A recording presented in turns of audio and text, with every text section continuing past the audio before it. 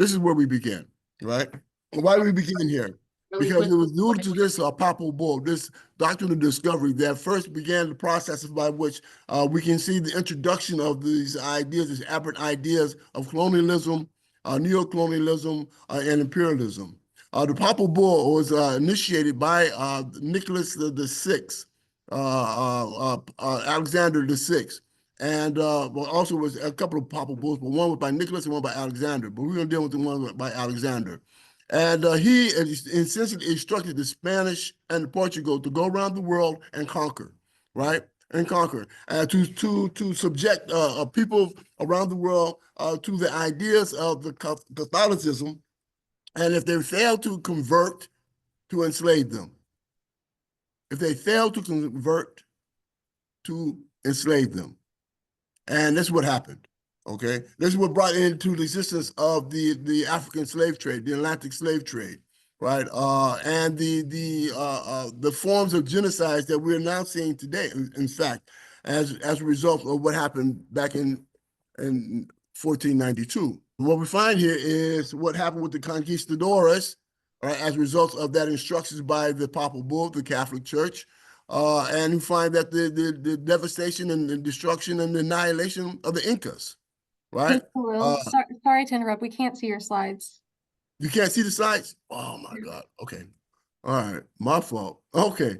So what we have here is the Papal Bull of 1493, as I may mention earlier, or just talked about, and what it was the instructions to the Spanish and the Portugal that initiated the Atlantic slave trade and also the colonizations around the world, as well as the development of what we now know to be genocides, right? The annihilation of people. And as a result of that Papal Bull, we find that we no longer have the Aztecs or the Incas or the Arawaks or the Tianos, gone, off the planet, right? Destroyed as a result of this initiation of the doctrine of discovery. And so we find that in this instance, right, as we find here in what was originally named Turtle Island, United States, right, the devastation of the Seminoles, the Mohawks, the Sioux, the Cherokee, and all the other indigenous of this hemisphere, as a result of this ideal of conquering people, right, and taking over their resources and destroying the planet, relying the slave trade, right? Again, due to the Papal Bull. Now, does this look humane to you? This is like there's something of the ones would want to do to other people, other human beings, right? But we find that this has become endemic in the understanding of social order based upon the ideas of this false and aberrant idea of white supremacy and the concept of doctrine of discovery, right? What they did to the African slave trade, or what they did to African people that we now have here in the United States. And as a result of that, particularly in regards to the Emancipation Proclamation, as a result of the Civil War, right? We find that the Emancipation Proclamation had the intent of freeing these Africans who were enslaved, right? As a result of, again, we see where the origins of from the Papal Bull to the present day. We're going to go to that and what an impact it has had on us. And so the Proclamation of Emancipation stated what? That we're going to free these rebellions, these Africans, and allow them to have an opportunity to build towards their own sovereignty, to build towards their own nationhood, to build towards the capacity to rule and guide their own destiny. Of that development, we find that after the Emancipation Proclamation, it came over Field Order number 15. Right, this is General Chuckleman Sherman, who put forward Field Order number 15 as part of the Civil Rights Movement, Civil War, and the means from which we were being liberated or emancipated from slavery. And then we find that at that point in time, that according to this executive order, and you note that a field order by a general in the field is almost like an executive order from the president, right? It has to be adhered to. Okay, and so this particular field order number 15, established the foundation for these emancipated Africans to establish their own homeland. From St. Charles South down to the Florida Basin was territory that was under the control under the control of these emancipated slaves. That's when they began to establish what they call the Freemen Bureaus, which was the organizational body for these emancipated slaves to actually govern themselves, right, to establish their own homeland. And why is this important? Because these African slaves never had the opportunity to determine their own future, right? It was imposed upon them, and we're going to talk about that in a minute. How it was imposed upon them was imposed upon them that they never had what is called a plebiscite vote. They never had the opportunity to determine whether they want to go return back to Africa, establish their own homeland, or become part of this experiment that we call the United States. That those opportunities was never provided to them. In fact, you will find that more often than not, everything that happened to them was imposed. Like the 13th Amendment of the United States Constitution. 13th Amendment of the United States Constitution, if you can read it, you see what it says. The slavery and voluntary servitude, except for those who've been convicted of a crime, shall exist in the United States or in any part of this jurisdiction. Why is that important? Ask the question. Because if you read it and you read it correctly, you see that in this country, slavery has never been abolished. Right. Never been abolished. Okay? And it's important for us to understand that we do live, in fact, in a slave nation against all international law, all right, according to the United States Constitution. Okay? And so we find that what happened was in the Emancipation Proclamation, and also after the Emancipation Proclamation, Field Order 15 established the foundation for us to establish our own homeland, right? Our own homeland. And then came 13th Amendment and said, well, what are we going to do about these Africans, right? Well, then they say we'll emancipate them. We'll provide the 13th Amendment, but they're also going to leave the door open for them to be re-enslaved. All right, and how did they do that? They did it with this, black codes. All right, they followed the black codes, and the black codes set certain sanctions that prevented black folks, African people, to become truly integrated into the social order. Never have been, and in my opinion, never will be. Okay, so they came with the black codes, and you find that certain states had different forms of black codes, but they used these black codes in order to ensure that there's a distinction between black people and white people. All right. They created this dichotomy, this division amongst us. All right? Black Code, South Carolina. Very similar. And you find today in the United States Supreme Court, most recently, I think 3 years ago, made a ruling that if a person is found vagrant, homeless, they can be arrested and put in prison.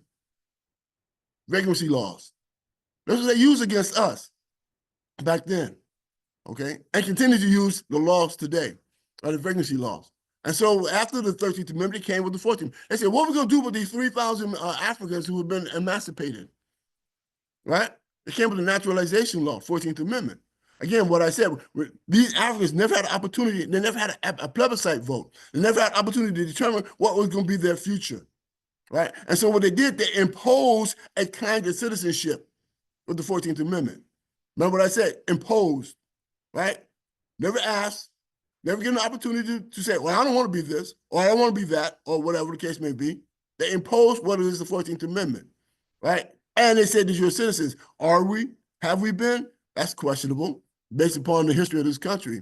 And so after the 14th Amendment, they brought forth the 15th Amendment, right? After the 14th Amendment, 15th Amendment, right? After they imposed a kind of citizenship on these Africans, then they said, well, we continue to fight, we continue to resist, and we continue to demand the right to vote, become full participants in this so-called democracy. And so on the 15th Amendment, they allowed black men to vote, but not white women or black women, only black men. But then if in fact they permitted black men to vote in 1870 with the 15th Amendment, then why did we need the 1964 and 1965 Voting Rights Act? What was that about? There's a contradiction in how they are actually applying the law. It doesn't apply to us the way it applied to them. And we need to understand that, okay? And so what happens is this. And after the 14th Amendment, of course, they had a presidential election between Rutherford B. Hayes and Samuel Tilden. This is a very important juncture in terms of the history of this country that many of us do not know and have not been taught. The 14th, this Hayes-Tilden Compromise, whereby Rutherford B. Hayes won the collegiate vote, right? And Samuel Tillman, a Confederate, won the popular vote. That sounds familiar, right? The popular vote, the electoral vote, and who are being applied, or how they're applying these votes for in terms of leadership in this country, right? And so what happened was this: they compromised, and the compromise was this: that Hayes will become the president of the United States, but he had to remove the federal troops, the Yankee troops, from the territory that was defending these Africans who were establishing their own homeland. Establishing their own homeland. The Freeman Bureaus was an organizational basis from which they established an autonomy and built their own homeland, right? And that area, the way we talked about, came out of Field Order Number 15. Right? And so as a result of that, right, this compromise, we had this, 100 years of lynching, right? Well, the Confederates became the Ku Klux Klan, right? They removed the troops, removed the Yankee troops, permitting the Confederates, the Ku Klux Klan, to 100 years of lynching and terrorizing people. That started the first migration out of the South into the West and to the North, right? These Africans, these newly emancipated Africans, had to leave. They had to go because he's being murdered, genocidally murdered. 100 years of lynching. That's what initiated the establishment of the NAACP. As many of you all know, there was an anti-lynching organization, came out of the Niagara movement. All right, W.D. Du Bois. And so we find that as a result of that, and the continuing evolving of Africans resisting white supremacy, right, and using our capacity to empower ourselves using the vote. Now, remember now, the vote was it 1877, right? 15th Amendment. But here we have in 2021, look what we have, right? What are they doing? Now, you know doggone well, if there were Black, brown, indigenous people doing what these people did, there would have been bodies all over the Congressional Plaza. It would have been mowed down. Mowed down. Why not these people? Why not? Because they're on the same page. Same page. They may not like what they did or how they went about doing it, but the idea for the reason why they did it, same thing, same page. There's no doubt about that, right? And what are they doing? Nullify what? The Black vote. That's what it was about, right? Nullify the Black vote. And if you nullify the Black vote, what are they also doing? Nullifying Black power, right? We've been taught, or we've been indoctrinated to believe that our power will evolve from our voting, our capacity to vote. And so they're preventing the Black vote. And if you're preventing the Black vote and bringing that Black power, then you also what? You're nullifying the existence of Black people. Let's understand this, okay? And now this individual who prompted this is now the President of the United States, or to be the president, a second time President of the United States. Who voted for him? How did this happen?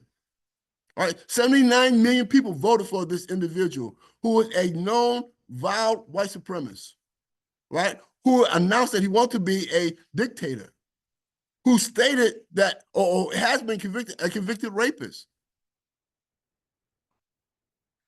Huh? 79 million people voted for him, and possibly 30 million more sympathizers with this guy, this new elected president of the United States. What does this tell us? All right, we got to be prepared, right? This is what we got to be prepared for.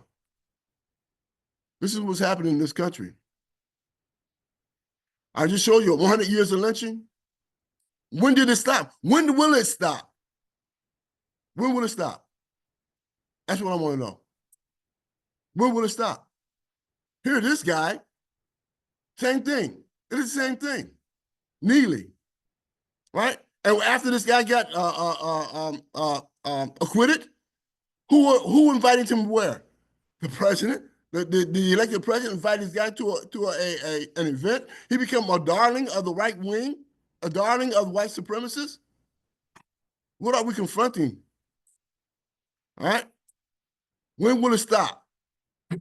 Tell me, when will it stop? And are we prepared for what's coming? I doubt it very seriously. All right, Mr. Brooks, right? Listen, I did 49 years in the prison system. 49. I went in at 19, didn't come out till I was 68. Right? Against the system. Fighting against the system of white supremacy. This idea, this aberrant idea of white supremacy. We have to challenge ourselves in understanding what we are confronting. It's historic. Right? And we're in denial. We suffer from the ostrich syndrome. We have to remove it. We have to raise our heads up. Right? Take our heads out of the sand. Because they're still kicking us in the butt. All right? So it's important for us to understand that. Right? The Monroe Doctrine. This is the doctrine they believe in. This is the ideas. And where this replicates what? Replicates what? The doctrine of discovery. The doctrine of discovery. Right? And let me also say this also in regards to Mr. Obama. Yeah, I shed a few tears. And then I came to the realization that he's representing a system that's in opposite of what we are, or who we are as a people. In opposition to who we are as a people, right? He represents the systems of imperialism. He represents the systems of colonialism. He's representing in blackface the system of white supremacy. Fact. So we have black faces in high places, but no power, no real power, all right?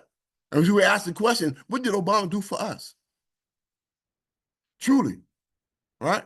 And he became known as the deporter-in-chief. He deported more people than any other president in the history of this country, right? Well, we're gonna see what's gonna happen next in terms of the deportation and the impact it's gonna have on us and on our people in this country. But the Monroe Doctrine is essentially a replication of the doctrine of discovery, right? Where they told other Western nations or other European nations that the Western Hemisphere is in our control, American exceptionalism, right? And we find American exceptionalism means what? It means using the atomic bomb, right? Not once, but twice. It means using chemical defoliants on people. It means killing 1 million people in 6 months, as he did in the Iraqi war, right? Off a lie. A lie. How we know it's like Colin Powell went to the United Nations and told him he was duped. They did not have weapons of mass destruction. But 1 million people was off the planet for these oil wars, these corporate wars. Okay. And so the question for us, and particularly for Black people, right, and what we are confronting in regards to our own understanding of ourselves and who we are as a people, we have to ask the question, as Malcolm had asked, right? And we find what's going on in our communities, the kind of crime and violence that's going on in our community, this kind of self-hatred, right, that we've been taught. I'm gonna give you an example of what I'm talking about when I say we've been taught, how we've been indoctrinated. The people who enslaved you named you, right? Somebody please tell me what is a Negro? What's a Negro? Where that word come from? Right? Where's Negro land? Where's the people of Negro land? That's what I want to know. Your enslaver named you and you accepted the name of your enslaver. You identify yourself by the name given to you by your enslaver. That's the trauma that we're confronting. Right? Not only us, white people too. Right? They are suffering from trauma. The trauma of believing themselves to be superior than any other people on the planet. Right? If you look at the DSM book, the diagnostic book of psychology and psychiatry, right? What it informs you? It tells you that people with a God complex or superiority complex suffer from mental illness, a mental disease. That's what it says. That's not my writings. That's their writings. That's your writings. It says that. So then how did that import to the idea of white supremacy? Huh? You tell me. I'm not gonna say it. But it lends to the idea they're not thinking correctly. There's something wrong there, right? And so we're traumatized. We live in a traumatized nation, right? This ideal, this aberrant idea that some people are inferior and some people are superior. We have to address that. And Malcolm Al-Haj Malik Shabazz, at one time he made a presentation in a University of Pennsylvania, right? And a young white woman came up to him and asked him, "Well, I heard your presentation. I really like what you have to say. What can I do?" And he turned and looked at her and said nothing and walked away. Later, as he grew, as he matured, he understood that was an error. That was a problem, right? He understood that what he should have told her, you need to go back to your people, right? Go back to your family. Go to Aunt Jenny and Uncle Bubba and tell them to put down that Confederate flag, right? I cannot tell white people not to be white supremacists. I can't do that, but I can tell them this: don't try to impose that on me. When you impose that on me, we got a problem. Okay, you can be all the white supremacists you want to be amongst white folks. All right, that's your history in New York. Is that not? Okay, and you're transcribing and transposing that here on us as a result of the Papal Bull of 1493. Let's understand the origin from this, where we came, where we got to go. And so we have a process where we have to decolonize our thinking, decolonize our minds, and how we've been indoctrinated, how we've been basically structured, right, in our thinking and our practice and the way that we treat and act amongst each other. We have to evolve our own common humanity. We have to refine that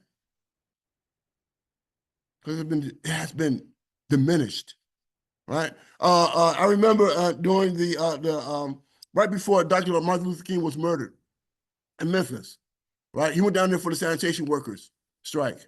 And what was they wearing, those sanitation workers strike? What was they wearing? A big black body placard. You know what it said? I am a man. Why, within the labor strike, they have to say that? Why would they have to wear something that says, I am a man? Why would that be necessary? Because the way they've been dehumanized, degraded, and devalued as human beings. 40 years later, what do we have? Hashtag what? Black Lives Matter. Who didn't know that? Who didn't know that Black Lives Matter? Do we see what we're confronting here? The reality, this trajectory, this continuing trajectory, right, of divisions, of lies, right, hypocrisy that we are confronting. And so we have to do this. 2021, October 20th, 2021, myself and many of my closest friends, what we call comrades, we put together what we call international tribunal. An international tribunal, we charge 5 charges against the United States, right? The 5 charges with mass incarceration. You know they mass incarcerate us, right? And the reason why, because the penal system is what? It's a slave system. They make exorbitant profit, millions and millions of dollars off of free labor, pennies on a dollar. It's in the law, right? Ruffin versus Commonwealth, United States Supreme Court case, said that prisoners are slaves of the state, black and white. Ruffin versus Commonwealth, prisoners slaves of the state. That's the reality. So what happened to Brooke a couple of weeks ago, right? Robert Brooks, a couple of weeks ago, being murdered, right? Why? Because those who runs the system, they know the law. Those going in, those young kids going in, the school to prison pipeline, which is real, right? They don't know the law. They don't know that they entered a slave system, a condition of slavery. But those who run the system, they know that. They know the law. They know who have in their charge and considered by law to be slaves. And that's how they treat them. Okay. And so what we decided to do is try to establish what Paul Robeson, the great W.E.B. Du Bois, and William Patterson attempted to do on December 17th, 1971, when they first brought the first charge of genocide against the United States, right? The FBI prevented Paul Robeson from going to Geneva to fight that petition, right? And they tried to prevent William Patterson from coming back to the country, right? It was never heard. So on October 22nd to the 25th, We had an international tribunal, or you had international jurors from around the world come here to the United States, and they found the United States guilty of the charge of genocide on 5 counts: mass incarceration, the existence of political prisoners, health inequities, environmental racism, and mass incarceration. Or did I say that? Mass incarceration? Oh, and also the police killing of our people. State-sanctioned violence. As we just showed you I just showed you 3 pictures of the continuation of mass incarceration. And so what we decided to do that is necessary for us to remove ourselves from harm. We have to remove ourselves from harm. All right? We have to start building new decolonization programs, right? New forms of thinking and understanding what was our conditions here in Turtle Island, the original name of this country, by the indigenous. All right? And so what we're trying to do, we're going to move what we call building the People's Senate. All right? Alternative systems of governing, because this government is not working on our best behalf, has not and will not. And it comes this next 4 years, you're going to see. You're going to see what they intend to do. The Heritage Foundation, right, and their program is going to be devastating to our community. Devastating. Right? HR 4959, whatever it is, where they're going to destroy nonprofits, which is a safety net in our community. A safety net. They're going to destroy them deliberately, purposefully. They're going to set up borders, deportation borders, deportation camps on the border, right? They'll be deporting people out of here, splitting families. You know what kind of devastation that's going to have? Many of those workers who have worked in the agricultural business, going to be removed from there. How are they going to do with agriculture, with our food products? Everything's going up. Are you prepared for that? Are you ready to resist? And so this is the reason why we figure that we have to build what we call the People's Senate, right? Alternative systems. We have to find networks of activists across this country and begin to talk with each other to find our common goals, common objectives in terms of what's going on in this country. And that's what we're doing. We're building what we call the People's Senate across this country. Now, I know my time is short and I should have gotten a lot more in explaining things, but we don't have the time for it. So we want to also talk about what we call mass incarceration. One of the issues that the United States has been found guilty of in terms of issues of genocides. Now, we're not surprised that the United States has been found guilty of genocide, are we? Are we surprised? How can that be when the foundation of this country is based upon genocide? The foundation, right? On genocide and enslaving African people. So we should not be surprised. This is what they do. All right. And so we're doing in the process now what we can organize the 13th Forward to end penal slavery, right, in this country. Mass incarceration, penal slavery, right, across the country. And it's very important that we move in this direction, right? Because if you move in terms of fighting against penal slavery, then you're also dealing with the whole foundation of this country, a basic foundation of this country. Right. And there's relationships they have with Black people, brown people, and indigenous people in this country. All right. Like I said, the school to prison pipeline, mass incarceration is for the purpose of ensuring the same people that they brought here to be enslaved continue to be subservient. And they continue to reap massive wealth from our labor. That's what they're doing. And we're blind to it. We don't see it. Okay. Like I said, the ostrich syndrome. And so, in order for them to succeed in doing so, what are they doing? They're building cop cities across this country, right? We're turning from subvert fascism to overt fascism. It's a fact, right? So they're building these cop cities across. So you got 96 cop cities across this country being built. And what are they teaching law enforcement? What are they teaching them? Urban warfare. What? Against who? Why are they preparing for urban warfare? Listen, if they understood there would be a necessity for trained law enforcement in urban warfare, then they know there's going to be a problem they're going to have to address. If they know there has to be a problem they have to address, why don't they address the problem so they don't have to train law enforcement in urban warfare? Think they'll do that? Hell to the no. They're not. This is planned. It is deliberate. It's purposeful. Because that would mean that they have to do reallocating funds in this country. How they dispense funds, money, wealth in this country. They're not going to do it. They're not. We have 744 billionaires in this country and a population of 330 million people. We're under the illusion that we live in a democracy, because every 2 and 3 and 4 years we can vote for another millionaire to represent you, or want to be a millionaire represent you. It's delusional. Okay, and so what we find is that we live in a system that's based upon wage slavery. Majority of us, we go to work and we receive enough wages, enough money, salary to pay our bills. Just enough. But these 744, as you find Elon Musk in the White House, this guy Zuckerberg and the rest of these multimillionaires, billionaires, hanging out with the White House. We don't live in a democracy, people. It's illusional. We live in a plutocracy. The rich rules. That's the reality. And they give us these trinkets. They give us these false illusions by allowing you to vote every 2 to 4 years, thinking you're going to have some success. Well, Trump did something with that, did he not?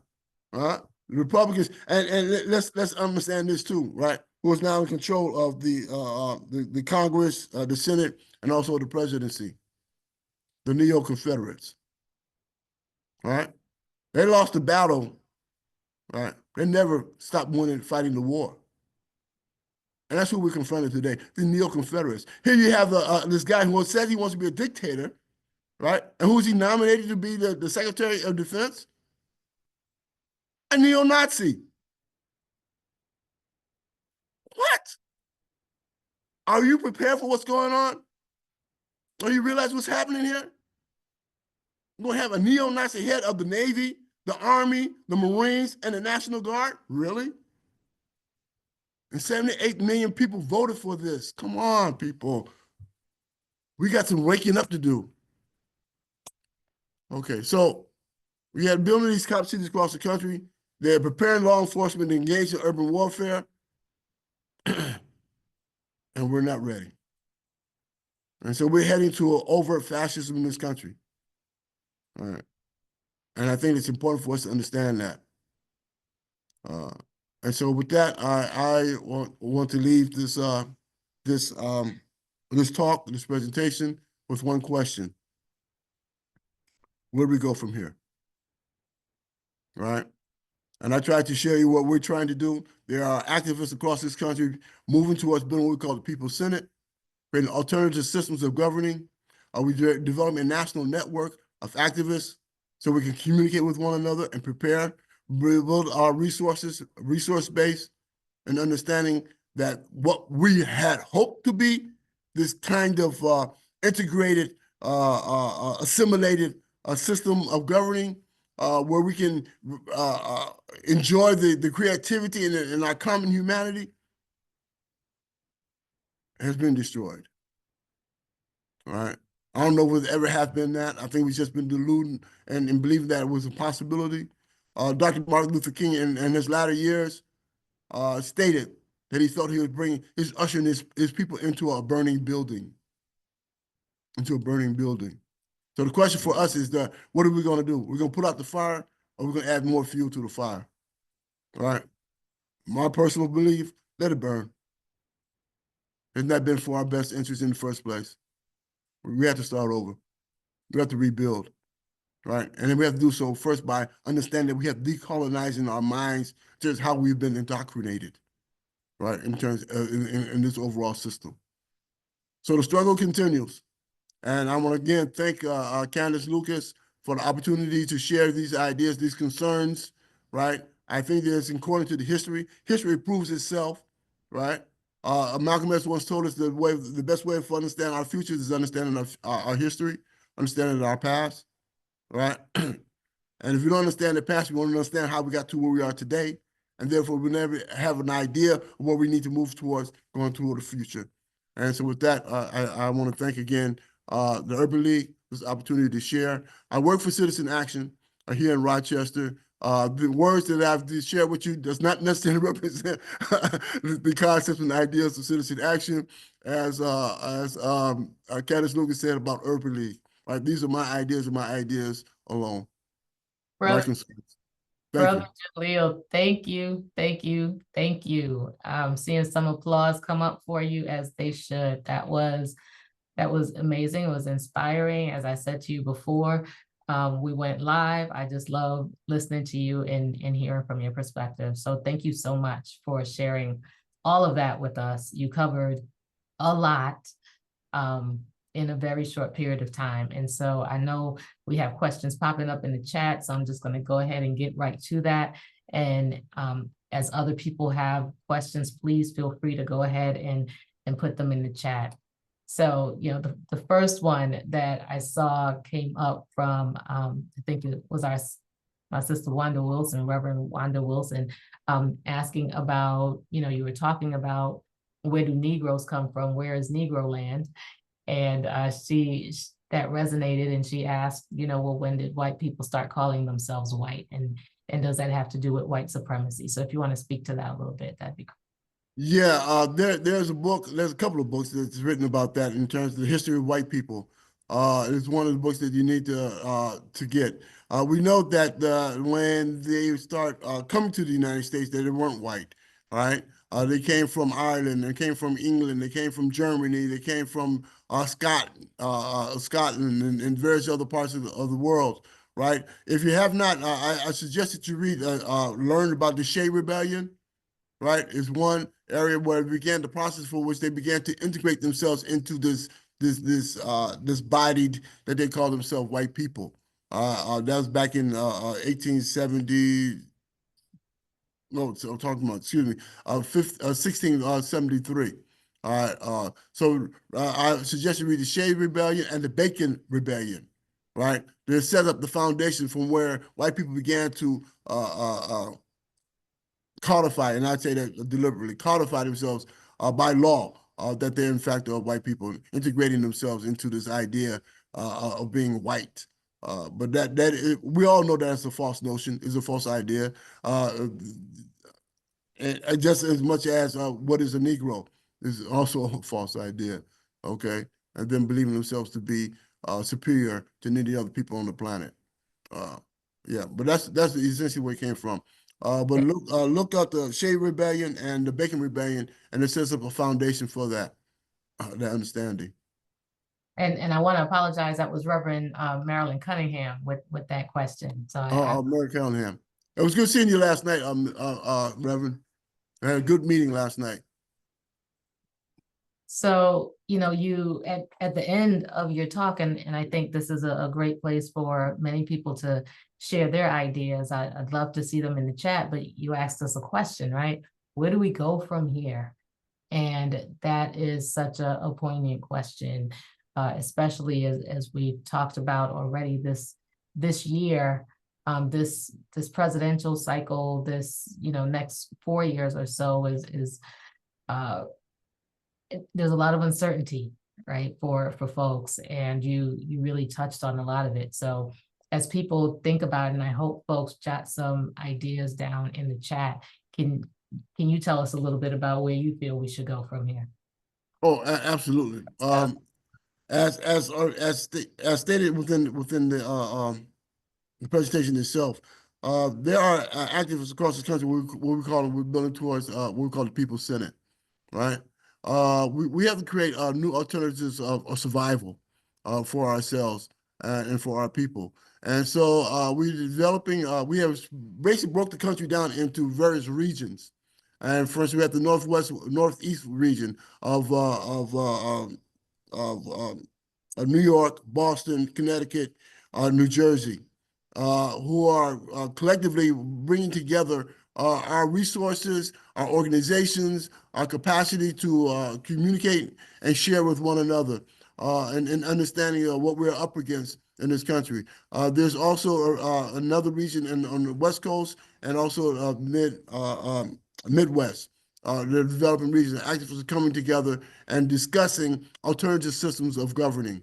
We need to build a basis from which we can ensure that we are communicating with one another and that we are organizing ourselves in a way that we know that we have to use what resources available to us.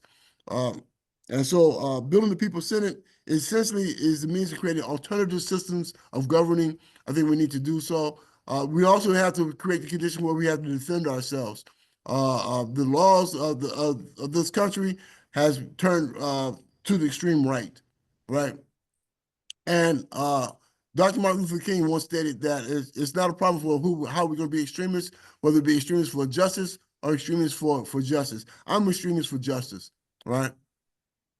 And that's important for us. We have to begin to understand that this governing system that we have today is not working in the best interest of working class people. Another example that I'd like to share with you, Sean Fain, who was the leader of the UAW, leader of UAW, United Auto Workers, right? He is proposing in 2028 that we have a national strike in this country, a general strike in this country, right? And he's very, very smart in the way he's trying to put this together in order to us to create a movement of resistance against the systems of fascism and the systems of white supremacy. And so 2028, we can look forward to hopefully having a national general strike so we can start fighting for more equitable distribution of wealth in this country. That's also very important.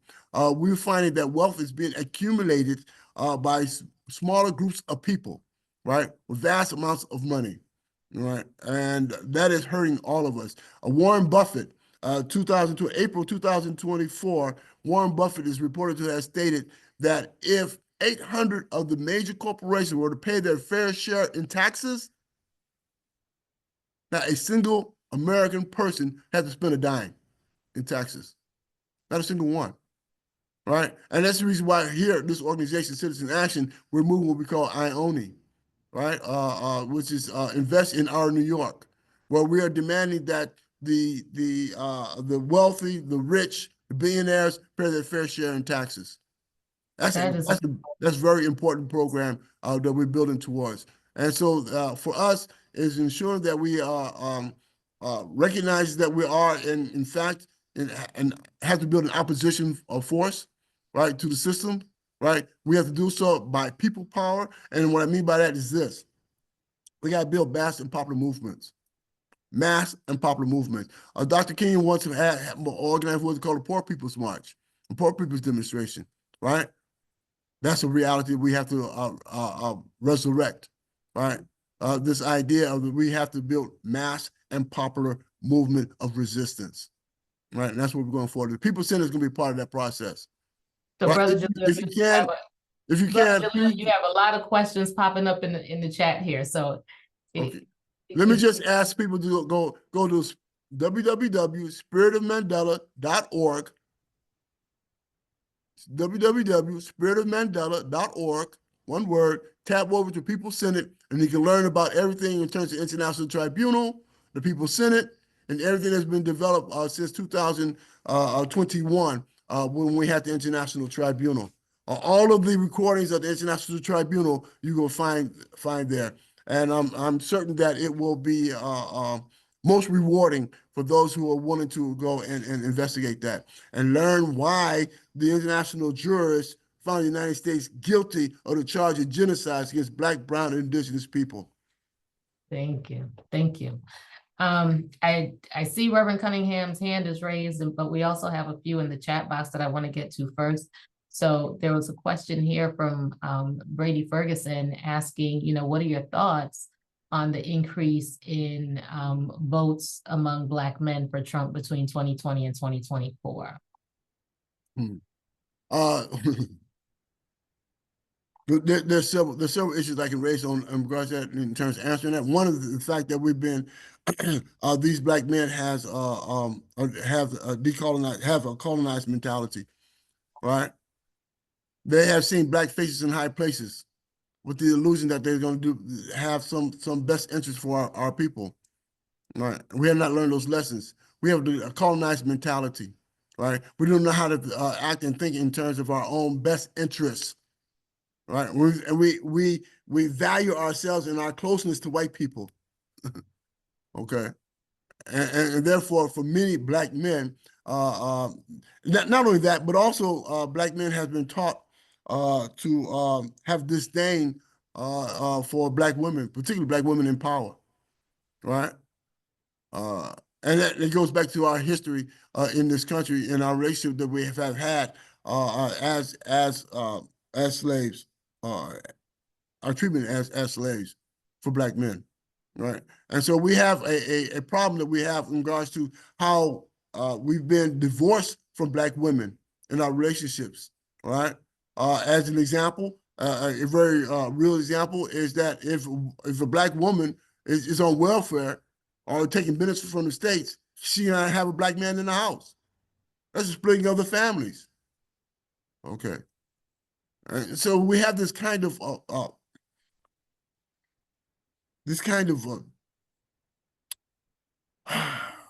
division, right, within the family, the destruction of the Black family, right? And one way to doing so is make sure that there's an animosity between Black men and Black women. It is contrived, right? It's created for the purpose of division. And if you can divide the Black family, you divide the Black community, right? There is no community. And so therefore you have that kind of division amongst our people, then it's easy to maintain control of them, right? To prevent an oppositional force.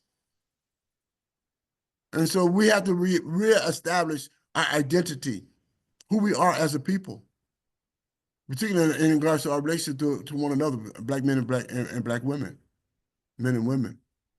All right. So Brother Jalil, I'm gonna let, because I'm just watching, we're getting a little close to the end of time. There are still a number of comments in here, you know, a lot of big ups and all of that stuff and appreciation for your words.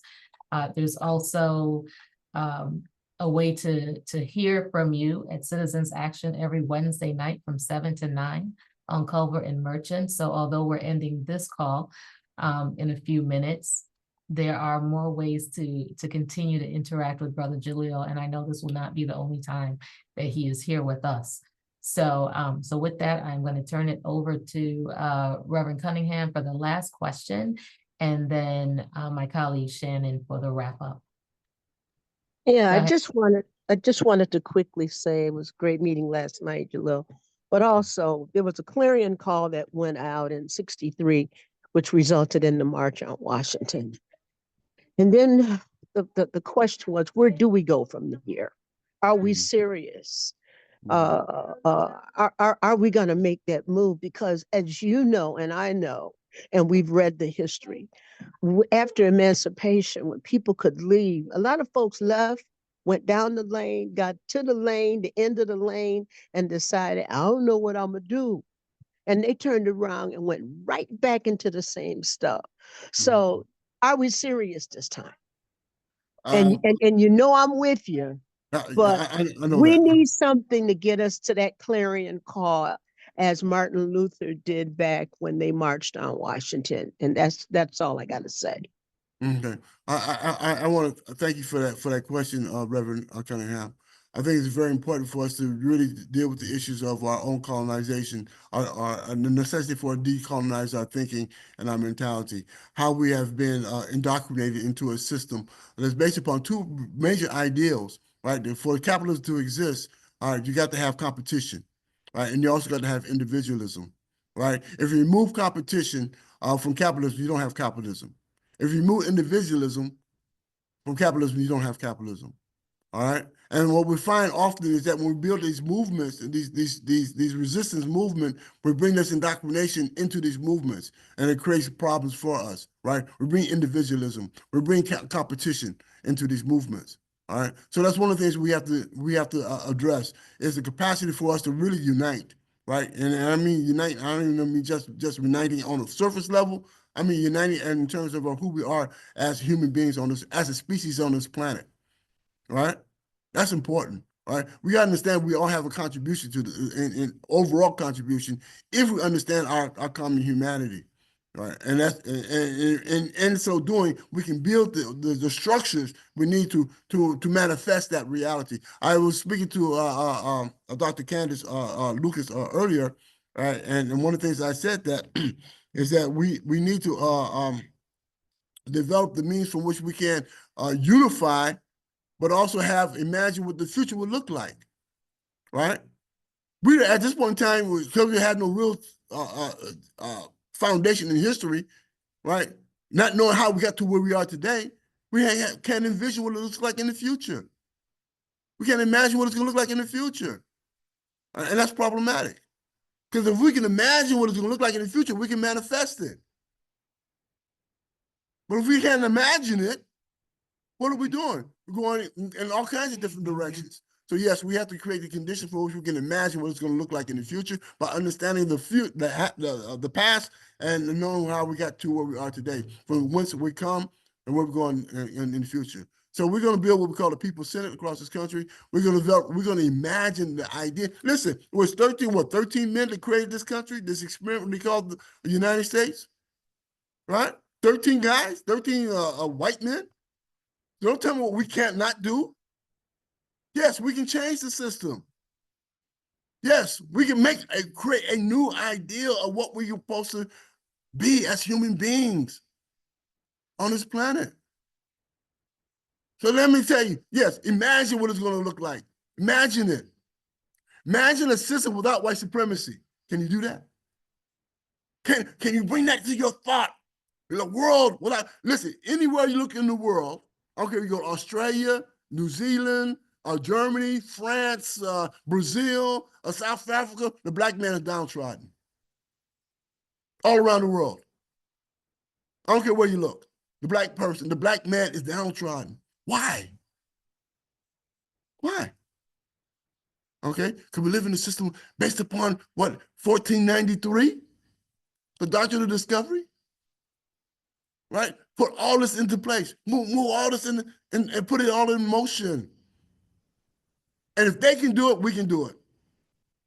We just got to make sure that we want to do it. We have the will to do it.